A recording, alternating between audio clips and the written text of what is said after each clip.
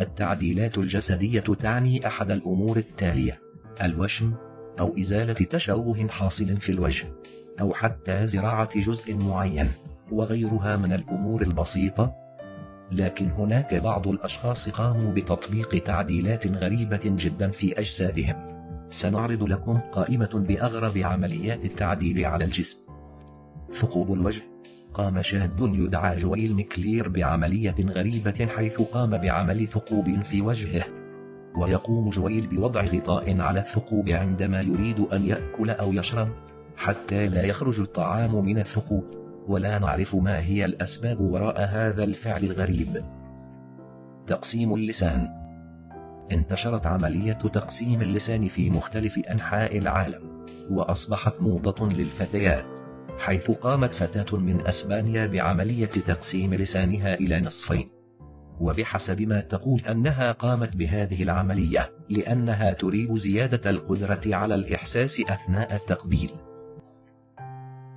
شرائط الجسم. انتشرت هذه الصيحة الجديدة مؤخرا، وهي تقوم على ثقب الجسم لوضع حلقات دائرية، ليتم وضع شرائط ملونة في داخل الثقوب.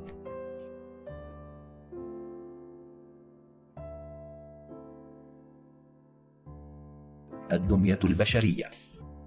الأمريكية داكوتا البالغ عمرها 18 عاما، من أب أمريكي وأم يابانية، عشق هذه الفتاة إلى دمية باربي دفعها إلى أن تغير نفسها لكي تشبه دمية الباربي.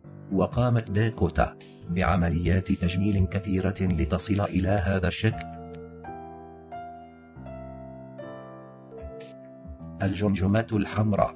الفنزويلي هنري دامون البالغ من العمر 37 عاما، مولع منذ صغره بالشخصية الكرتونية التي من بينها صاحب الجمجمة الحمراء، العدو الأكبر لشخصية كابتن أمريكا.